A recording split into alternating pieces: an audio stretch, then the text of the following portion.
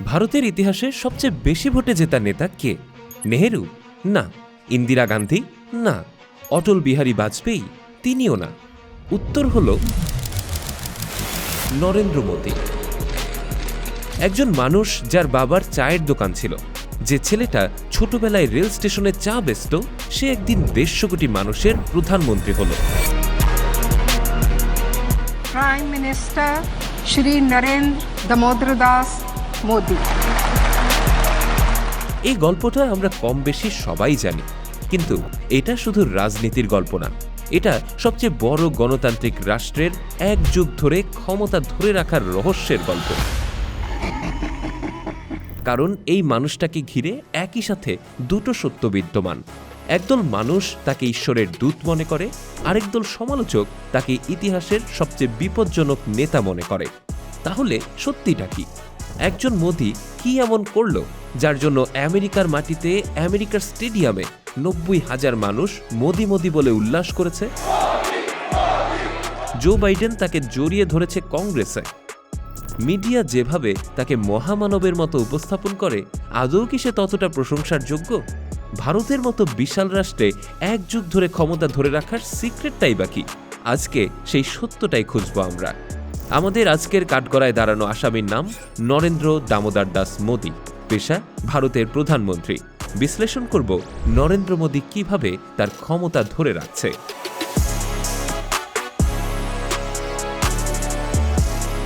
नाम तो फिलहाल तो अभी मोदी जी का ही है, और किसका होना है? I think it's going to be Modi. Narendra Modi ji आएंगे।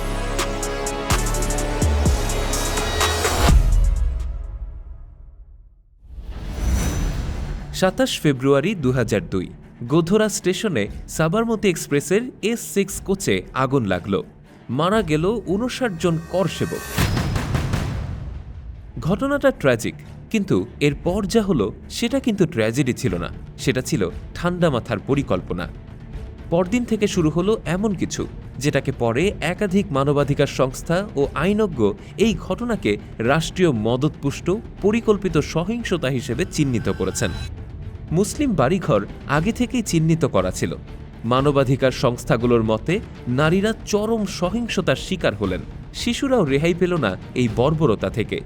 সরকারি হিসেবেই 790 জন মুসলমান, 254 জন হিন্দুকে হত্যা করা হয়। বাস্তব সংখ্যা আরও বেশি বলে মনে করেন গবেষকরা। এখন প্রশ্ন হলো, ওই সময়কার গুজরাটের মুখ্যমন্ত্রী মোদি কোথায় ছিলেন? 2007 সালে ভারতের বিখ্যাত তদন্তি সাময়িকী তেহেলকা একটি 6 মাসব্যাপী স্টিং অপারেশন চালায়, নাম অপারেশন কালাঙ্ক। রিপোর্টার নিজেকে হিন্দুত্ববাদী বই লেখক হিসেবে পরিচয় দিয়ে দাঙ্গাকারীদের সাথে কথা বলেন। ক্যামেরায় ধরা পড়ে ভয়াবহ স্বীকারোক্তি। সেই স্টিং অপারেশনে দাবি করা হয় পুলিশকে নাকি নির্দেশ দেওয়া হয়েছিল হাত গুটিয়ে বসে থাকতে। দাঙ্গা থামানো হয়নি নাকি থামতে দেয়া হয়নি। সুপ্রিম কোর্ট মামলা তদন্ত করে। তেহেলকার স্টিং অপারেশনে দাঙ্গায় অংশ নেওয়া কিছু ব্যক্তির বিভিন্ন দাবি ক্যামেরায় রেকর্ড হয়েছিল। नेताओं की भी भूमिका रही, पुलिस का कुल मिला के समाज के जो भी, क्योंकि पुलिस क्या था। তবে সুপ্রিম কোর্টের তদন্তে এই অভিযোগগুলো প্রমাণিত হয়নি এবং মোদিকে সরাসরি দায় থেকে মুক্তি দেয়া হয়। তবে প্রশ্নটা থেকেই গেছে, প্রশাসনিক ব্যর্থতা ছিল নাকি ইচ্ছাকৃত নিষ্ক্রিয়তা? আন্তর্জাতিক নিন্দার ঝড় উঠে।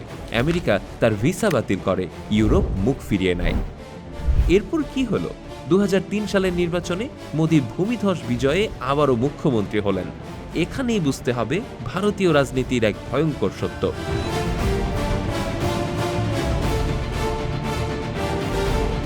বিভাজন যদি সঠিকভাবে ব্যবহার করা যায়, সেটা বিশাল সংখ্যক ভোট এনে দেয়। মুসলিমদের বিরুদ্ধে হিন্দু ভোট একত্রিত হয়ে গেল। মোদি হয়ে উঠলেন হিন্দু হৃদয় সম্রাট। There is a term which is used for him, say Hindu Hriday Samrat, which means the king of Hindu hearts. আরও অনেকগুলো বছর পেছনে যাওয়া যাক। 1950 সাল, গুজরাটের ভাদনগর। এক গরিব পরিবারে জন্ম নরেন্দ্র দামোদার মোদির। বাবার চায়ের দোকানে কাজ করতেন ছোটবেলায়। বাট ওয়েট, এই গল্পটা মোদি নিজে বলেন, বারবার বলেন, ইলেকশনে বলেন, ইন্টারভিউতে বলেন, কাঁদতে কাঁদতে বলেন। কেন?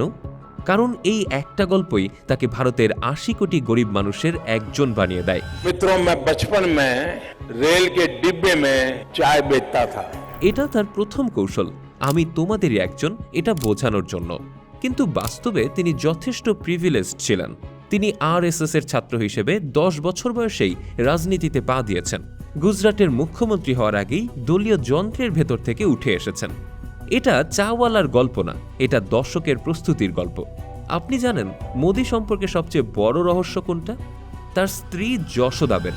এই নামটা ভারতের 90% মানুষই জানে না। 18 বছর বয়সে মোদির সাথে বিয়ে হয়েছিল তার। তারপর মোদি তাকে ছেড়ে চলে গেলেন আরএসএস এর কাজে। ফিরলেন না আর তার কাছে। যশোদাবেন একা একা স্কুলে পড়াতেন, গরিব জীবন কাটালেন। কেউ জানত না তিনি প্রধানমন্ত্রীর স্ত্রী। 2014 সালে নির্বাচনী হলফনামায় মোদিকে প্রথমবার বিবাহিত কথাটা লিখতে হলো, কারণ আইন বলে মিথ্যা বললে প্রার্থিতা বাতিল। এতদিন তিনি কি বলতেন? অবিবাহিত। এই একটি ঘটনাই বলে দেয় মোদি কতটা সুবিধামতো সত্য বলেন।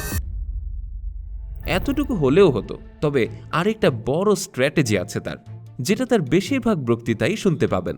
মোদির বক্তৃতা শুনলে দেখবেন প্রতিটাই দুটো জিনিস থাকে। প্রথমে একটা ভয়, পাকিস্তান আসছে। चुन चुन करके हिसाब लेना ये मेरी फितरत है। বক্তৃতায় সংখ্যালঘুদের নিয়ে এমন ভয় উদ্রেককারী মন্তব্য থাকত যা সাম্প্রদায়িক উত্তেজনা তৈরি করত, দেশ বিপদে। আর তারপর একটা স্বপ্ন, আমি আছি, আমি রক্ষা করব, বিশ্বগুরু হবে ভারত। মানুষ ভয় পেলে যুক্তি হারিয়ে ফেলে, এটা মনোবিজ্ঞানের যুক্তি। আর ভয়ের পরেই যখন রক্ষাকর্তা আসে, মানুষ তাকে আঁকড়ে ধরে। বাস্তবে হয়ও তাই। মানুষ ভাবে মোদি তাদের পাকিস্তানের হাত থেকে মুক্ত করতে পারবে। আর এই আইডিয়াগুলো ভারতীয়দের মনে সবচেয়ে বেশি গেঁথে দিচ্ছে তাদেরই মিডিয়ারা। हीरा बाका लाडला देश के बड़ा प्रधानमंत्री नरेंद्र दामोदर दास मोदी जी। একটা দেশে মিডিয়া হয় সত্যের ঘোষক। সাধারণ জনগণকে সত্যিটা জানানোই তাদের কাজ। কিন্তু ভারতের মিডিয়া এখন কার হাতে জানেন? মুকেশ আম্বানি, গৌতম আদানি, এই দুজন মোদির ঘনিষ্ঠ বলে পরিচিত। আর এই দুইজনের হাতে ভারতের মূলধারার মিডিয়ার সিংহভাগ। রিপোর্টার্স উইদাউট বর্ডার্সের প্রেস ফ্রিডম ইন্ডেক্সে ভারত এখন 159 নম্বর, বাংলাদেশেরও পেছনে। যেই সাংবাদিকরাই তার বিরুদ্ধে প্রশ্ন করেছেন তাদের নামেই দেশদ্রোহ মামলা। যে পোর্টালগুলো সমালোচনা করেছে তাদের বিরুদ্ধে হয়েছে সিবিআই তদন্ত। গণমাধ্যম যদি গদি মিডিয়া হয়ে যায় তাহলে জনগণ সত্য জানবে কোথা থেকে? গদি মিডিয়া মানে মোদির কোলে বসা মিডিয়া। ভারতের মানুষ নিজেরাই এই শব্দটা বানিয়েছে। একটা দেশের গণমাধ্যমকে হাত করে রাখলে ইচ্ছে মতো দেশ শাসন করা আর ক্ষমতা টিকিয়ে রাখা খুব সহজ হয়ে যায়, সেটা মোদি ভালো করেই জানেন। কিন্তু গণমাধ্যম কন্ট্রোল করে না হয় জনগণকে ভুলভাল বোঝানো গেল। বিরোধী দলও তো আছে, তাদের কি করলেন মোদি? এখানেই সবচেয়ে ভয়ঙ্কর অধ্যায় শুরু। ভারতের এখনকার সবচেয়ে বড় বিরোধী দলের প্রধান রাহুল গান্ধীকে মানহানি মামলায় সংসদ সদস্য পদ বাতিল করে দেওয়া হয়েছিল। অরবিন্দ কেজরিওয়ালকে নির্বাচনের ঠিক আগে গ্রেফতার করা হয়।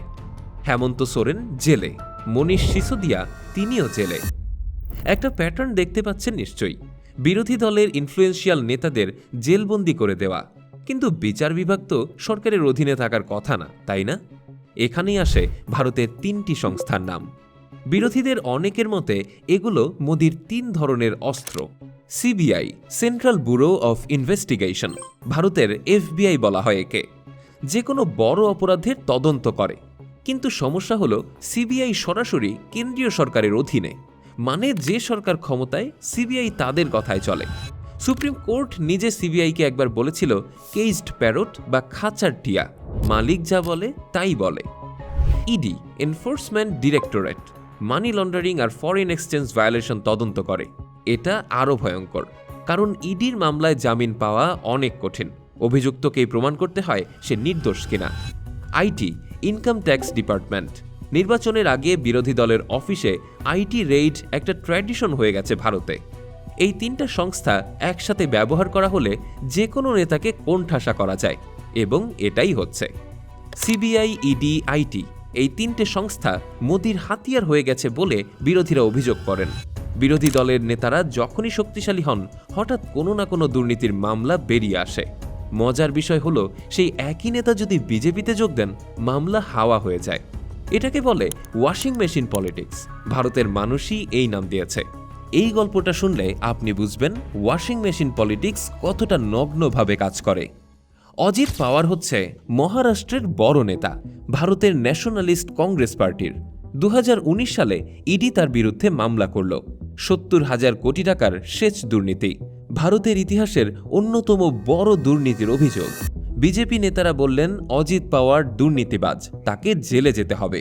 কিন্তু 2023 সালে অজিত পাওয়ার বিজেপিতে গেলেন এবং মহারাষ্ট্রের উপমুখ্যমন্ত্রী হলেন। আর সাথে সেই ইডি মামলা, 70,000 কোটির দুর্নীতি সব উধাও, কোনো গ্রেফতার নেই, কোনো চার্জশিট নেই। শেষ নয়, আরও আছে। হিমন্ত বিশ্ব শর্মা এখন আসামের মুখ্যমন্ত্রী, বিজেপির বড় মুখ। কিন্তু 2014 সালের আগে তিনি কংগ্রেসে ছিলেন। তখন তার বিরুদ্ধে সারদা চিট ফান্ড কেলেঙ্কারিতে সিবিআই তদন্ত চলছিল, কোটি কোটি টাকার প্রতারণার মামলা। 2015 সালে তিনি বিজেপিতে যোগ দিলেন, সিবিআই তদন্ত হাওয়া।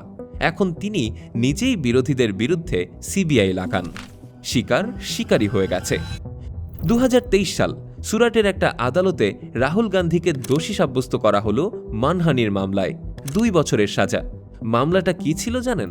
রাহুল গান্ধী একটা বক্তৃতায় বলেছিলেন, নীরব মোদি, ললিত মোদি, নরেন্দ্র মোদি, এই চোরদের পদবি মোদি কেন? इन सब के नाम, इन सब चोरों के नाम मोदी मोदी मोदी कैसे हैं? এই কথার জন্য বিজেপির একজন বিধায়ক মানহানির মামলা করলেন। আদালত 2 বছরের সাজা দিল। ভারতীয় আইন অনুযায়ী 2 বছর বা তার বেশি সাজা হলে সংসদ সদস্য পদ বাতিল হয়ে যায়।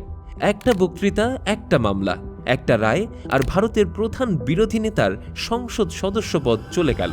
তার বাংলো ছেড়ে দিতে হলো। কত সহজ, তাই না? পরে সুপ্রিম কোর্ট রায় স্থগিত করল, রাহুল ফিরলেন। মোদি বুঝিয়ে দিল বেশি কথা বললে কি হয়। একটা রিপোর্টের কথা বলি।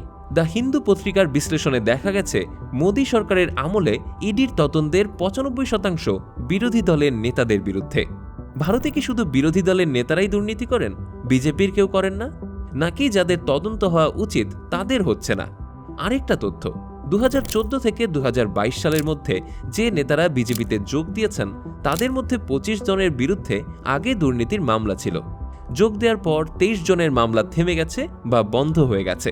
এটা কোনো কাকতালীয়তা না, এটা একটা সিস্টেম। পাকিস্তানের সাথে উত্তেজনা বাড়লে মোদির জনপ্রিয়তা বাড়ে, সীমান্তে চীনের সাথে সংঘাত হলে মোদির জনপ্রিয়তা বাড়ে, সার্জিক্যাল স্ট্রাইক হলে তো কথাই নেই, জনপ্রিয়তা তুঙ্গে। যুদ্ধ, সংঘাত ভোট এনে দেয়, এটা শুধু মোদি নয়, পৃথিবীর সব কর্তৃত্ববাদী নেতাই জানে। ধর্ম নিয়েও অনেক স্ট্র্যাটেজিতে মত্ত নরেন্দ্র মোদি। তার মধ্যে আছে রাম মন্দির উদ্বোধন, 3 তালাক বাতিল, আর্টিকেল 370 বাতিল। প্রতিটা সিদ্ধান্ত দেখুন, প্রতিটাতেই একটা ধর্মীয় বা জাতীয় আবেগ আছে। রাম মন্দির উদ্বোধনে মোদি পুরোহিতের মতো অনুষ্ঠান করলেন নির্বাচনের ঠিক আগে। এটা কি কাকতালীয়? একদমই না। ভারতের সংবিধান সেকুলার, কিন্তু মোদি সেই সংবিধানকে পাশে রেখে এমন এক ভারত তৈরি করছেন যেখানে হিন্দু পরিচয়ই জাতীয় পরিচয়। এই প্রকল্পের নাম হিন্দুত্ব, আর আরএসএস 70 বছর ধরে এই প্রকল্পের স্বপ্ন দেখছিল। ক্ষমতা কুক্ষিগত করার আরও অনেক ট্যাকটিক্সই মোদি আর তার সরকার অনুসরণ করে। আজকের মতো আপাতত এখানেই থামি। ও হ্যাঁ, মোদি সত্যি কিছু ভালো কাজ করেছেন যেগুলো অস্বীকার করা যাবে না। উজ্জ্বলা যোজনার কারণে 8 কোটির বেশি গরিব পরিবার রান্নার গ্যাস পেয়েছে। জনধন যোজনার জন্য ব্যাংক অ্যাকাউন্ট নেই এমন কোটি কোটি মানুষকে ব্যাংকিং সিস্টেমে আনা হয়েছে। কোভিড ভ্যাকসিনেশনের সময় 200 কোটিরও বেশি ডোজ দেয়া হয়েছে, যা পৃথিবীর সবচেয়ে বড় ভ্যাকসিন কার্যক্রমগুলোর একটি। ডিজিটাল ইন্ডিয়া ইউপিআই পেমেন্ট সিস্টেমে ভারত এখন পৃথিবীর মধ্যে অন্যতম সেরা। ইনফ্রাস্ট্রাকচার, রাস্তা, রেল, বিমানবন্দর গত 10 বছরে উল্লেখযোগ্য উন্নয়ন হয়েছে। কিন্তু একটা বড় কিন্তু আছে।